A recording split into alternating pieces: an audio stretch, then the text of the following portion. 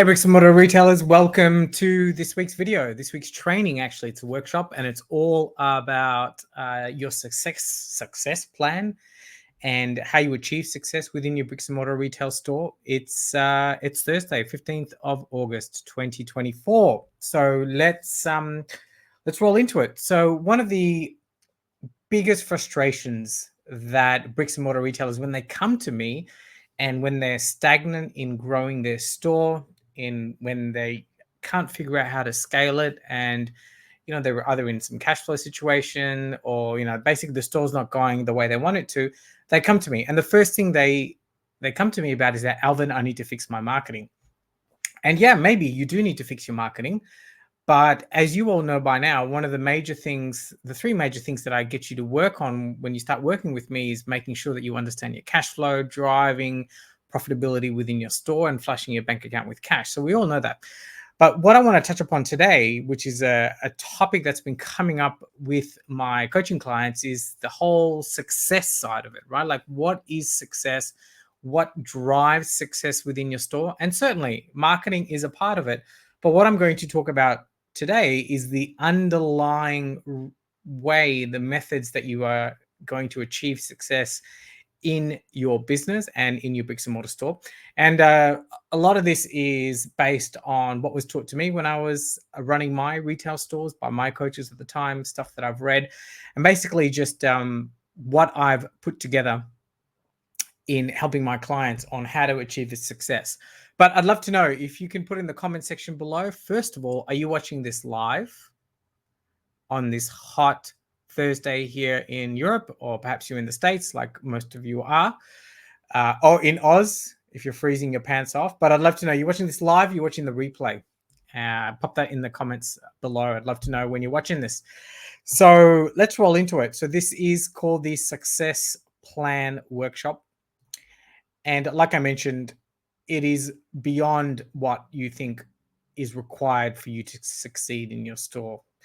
And for many of us, the problem that we think that can be solved with marketing, what's going on? So for many of us, the problem is we think we need marketing, but then there tends to be a lack of clarity about what we are doing in our businesses, right? We kind of struggle to define what we're trying to achieve, struggle to define our goals. And also, as a result of that, we tend to procrastinate a little bit, right? We find it hard, come up with excuses towards executing on our goals. We also have unfocused efforts. So, this is quite a big problem when we're trying to grow our store. We're running from place to place, from strategy to strategy, from marketing strategy to marketing strategy. And all of this results in limited growth, right? And really, really poor time management. And as a consequence, we're really scattered in our approach to running our stores. Just give me a second. What's going on here? I've got some issues. Yeah. So, and the cause of this basically is, apart from the fact that nobody has really taught us about what success in our stores means, apart from the monetary value, but all the root cause of our problems come from a lack of clarity, right? And like I spoke about before, and a sense of being overwhelmed with so many things that we need to do within our store. And definitely for me, the fear of failure came into it, and the lack of self-awareness. Also, the procrastination side of it is really, really big within our stores. We tend to not do things because the fear of not succeeding. And, for many of us, there's also the perfectionism aspect of it as well, that everything must be perfect before we start a particular task. And also, we have too many distractions when we're running our store. For many of us, we are still in the day-to-day, and it makes it very challenging to determine the most important tasks that we need to do. As a result, we've got really poor time management. And, all of this leads to lack of planning, and basically us being sort of really scattered within our business. And it's really important that we get this right. And what happens if we get this right?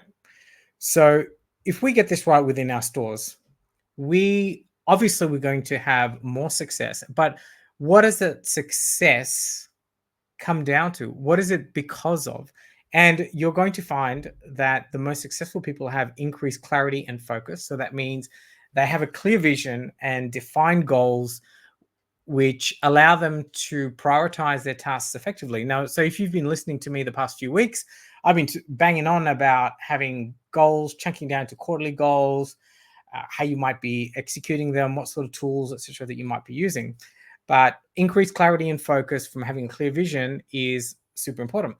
You're also by going through this process of being really clear as part of your success plan, you are going to have much more improved decision making, because you're going to understand what drives you forward, what success means for you, and you're not going to get distracted.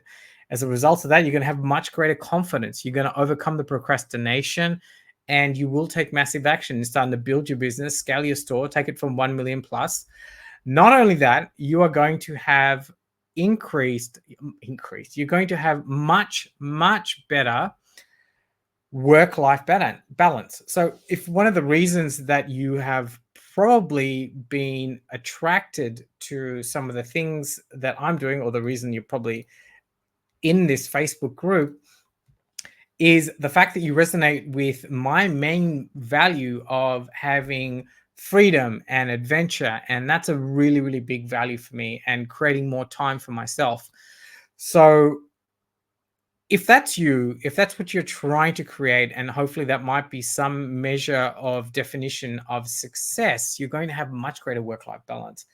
And greater work-life balance means that you not only get to recharge your soul, yourself, but you can come back to your business and absolutely start banging on about it. And that'll only just lead to a much better team and a much better store, and you're going to be so much happier. So that's what happens when you get it right. I'm going to walk you through some of the 5 key steps that I think you should be starting to think about as a bricks and mortar retailer when you're trying to have a successful store. And of course, this is beyond the cash flow profitability side of things that I always talk about, right? So this is the other fundamental bit that I run through with my clients on what you need to do.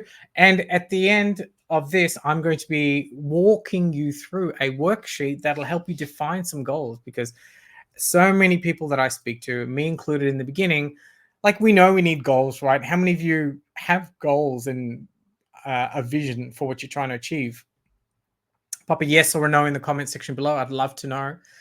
But for many of us, like, we know we need to do these exercises. You know, Tony Robbins always tells us to do this, but we never get around to it. And it's really interesting, because not only when you start to think about it, your goals, what you want to achieve as part of your success plan, and then you start to write it down, and then you start to visualize the whole process, do they actually start to materialize? And you will find that every successful person that goes through this process, or they have a version of this process, and that's what makes them successful, you know, in their life and in their store. So whatever success means to you beyond marketing your retail business. And this is basically what it all boils down to.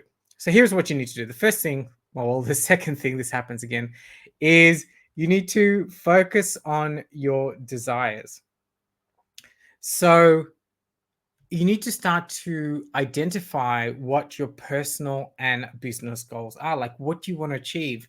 So the main thing here, the main takeaway that I want to drive across, is to focus on one thing at a time. We have this tendency, like I spoke about before, as business owners, as bricks and mortar retailers, to try and do so many things at once. We get distracted. You're definitely not going to be as productive. But by focusing on your desires, by identifying what you want to achieve, and then starting to focus on one thing at a time, that makes it so much easier for you to start to achieve success. So you need to focus, achieve, then you plan for the next thing. So number 2 is to focus on your desires. Number 1, of course, is to live your future life. Now, what do I mean by this? So I was just watching that Arnold Schwarzenegger documentary on Netflix, and I just read his book, which I've totally forgotten the name of, but he amounts a lot of his success to visualization. So, and when I speak to people about visualization, everyone thinks it's a corny woo woo kind of thing, but it's actually so powerful. And so when I'm talking about visualization, God, I need to get around that word. Let's say it again, visualization. Yeah. When it comes to visualization, I want you to think about what you would do if you were the person you wanted to be and do that. So what are the behaviors of a successful person that you would like to be? What do they do? How do they think? What are their specific behaviors, attributes, etc.? So it's one thing that you need to do. So what I call is to start to live your future self or live your future life. So that's really important. Number 3 is take massive action. So we know that if you've followed or been a fan of Tony Robbins for any amount of time, right? He's all about taking massive action. That's one that I think he coined that line. But for you to achieve success in your life and your business and your store, you're going to need to play full out. And very many of us aren't sort of playing full out because we don't actually know how to. We don't actually emphasize the importance of the decisive steps that we need to take. So I spoke a couple of weeks ago about chunking down your goals and chunking down your goals into steps. So this is all part of it, is to make sure that you start to execute these steps and you're playing full out, right? You want to be making sure that you take massive action. The next part is this: do not settle. So one of my other coaches brought up this concept, and I think it's really great, and it is so applicable to us bricks and mortar retail store owners, is to cultivate a mindset of continuous improvement. And you do that by having standards. And so you want to make sure that you know what level that you want to achieve, and you're continuously working towards that. And you're working continuously and nonstop until you actually achieve it. So I see this all the time with many retailers, right? We get to the stage where we're sort of unsure what we need to do. We're possibly burnt out. And it's very easy to fall back into the day-to-day running of our store rather than delegating, rather than getting somebody else to help us. We go back in and do the work. And in that sense, you're definitely settling, because you're not going to be able to grow your bricks and mortar store that way unless you start to delegate a lot of these things. So that's really important that we do not settle. So what I'm trying to get across here is that success in your store, sure, it's definitely a little bit of the strategies, but what you're seeing is a lot of this is all the mindset work, all the pre-work, all the inner game, all the extra steps that you need to take, which is so important. And many business owners, many retailers especially, overlook this concept. And I'm here to tell you that you should not overlook this concept. And it's really important that you get an understanding of what you need to do and how you need to go about doing it. So the final thing that you need to do is build a personal list. This is one of my favorites. So you need to create a tangible roadmap for achieving your goals. And how do we go about doing that? So when I say this personal list, it's basically just writing it down, making sure that you have a plan in place. Before I go to that plan, I'd just love to put in the comments, does this resonate with you? What have you found useful so far? What's been really impactful? What are some insights, right? Like, what are you thinking about when it comes to growing your store as a result of this little workshop that I'm giving you? Yeah, I'd love for you to do that. Pop that in the comments section below. And as always, no, I won't go there yet. So cool. All right. So here is the worksheet that I'm going to give you. And this will help you to create that successful roadmap that I'm talking about.